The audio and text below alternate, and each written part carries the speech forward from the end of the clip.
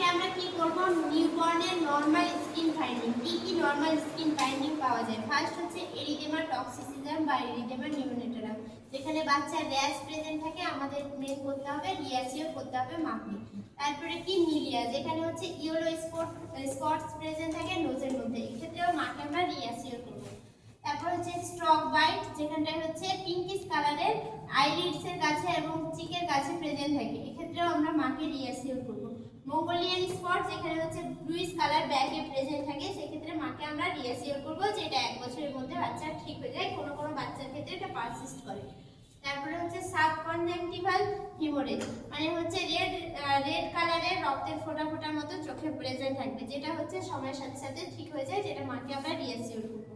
হার্লিকুইন baby, এখানে হচ্ছে বাচ্চাকে যদি আমরা দেখি তাহলে half part of the body red হয়ে থাকবে, এটা হচ্ছে হার্লিকুইন বেবি। কনজেনিটাল টিথ, যেখানে একটা বাচ্চার জন্মগত দাঁত প্রেজেন্ট থাকবে। কনজেনিটাল হাইড্রোসিল, যে মেল বাচ্চা থাকে তাদের ক্ষেত্রে যে টেস্টিসটা প্রেজেন্ট থাকে, সেই ক্ষেত্রে এক সাইডে টেস্টিস, যেখানে ফ্লুইড অ্যাকুমুলেশন হয়ে থাকবে, যেটা অটোমেটিক ঠিক হয়ে যায়, আর কোনো বাচ্চা যদি ঠিক না হয় 2 বছর পরে ওর সার্জারি করতে হয়। আম্বিলিকাল হার্নিয়া, যেটা হচ্ছে বাচ্চাদের প্রেজেন্ট থাকে, এটা হচ্ছে বাচ্চাদের 1 বছরের মধ্যে ঠিক হয়ে যায়, আর না হলে সেক্ষেত্রে অপারেশন করতে হয়। প্রমিনেন্ট জিফিস্টারনাম, যে বুকের হাড় প্রেজেন্ট থাকে, সেই জায়গাটা একটু উঁচু হয়ে থাকবে।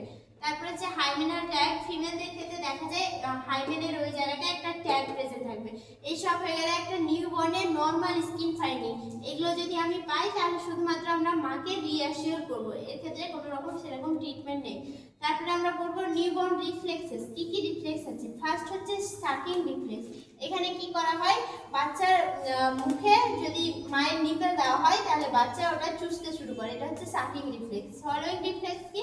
এক্ষেত্রে হচ্ছে বাচ্চা যে দুধটা খেলো, এটা সবার প্রেজেন্ট থাকে, সলোয়িং রিফ্লেক্স আমাদেরও প্রেজেন্ট আছে, সেই ঢোক গিলা, মানে আমরা যেটা খাই সেটাকে গিলে নিচ্ছি, ওটাকে বলা হচ্ছে সলোয়িং রিফ্লেক্স। তারপরে হচ্ছে পালমার গ্রাস্পিং রিফ্লেক্স, বাচ্চার হাতে যদি আমরা কোনো কিছু ধরাই তাহলে বাচ্চা ওটাকে গ্রাস্প করে নেয়, ধরে নেয়, ওটাকে বলা হয় পালমার গ্রাস্পিং রিফ্লেক্স। তারপরে হচ্ছে রুটিং রিফ্লেক্স।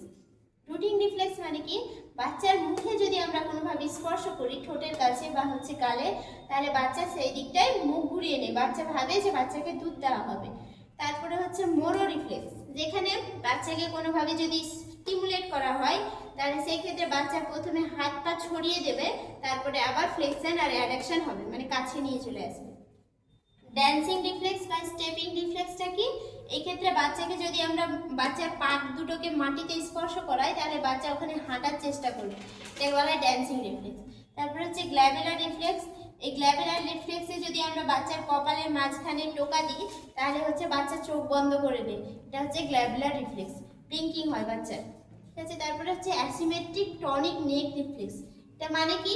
বাচ্চার ঘাড়কে যদি আমি একদিকে ঘোরাই তাহলে সেই দিকের যে হাত পাগুলো থাকবে সেইগুলোকে সোজা করে নেয়, আর অপোজিট দিকের হাত পাগুলোকে বাচ্চা ভাঁজ করে নেয়, এটা বলা হচ্ছে অ্যাসিমেট্রিক টনিক নেক রিফ্লেক্স।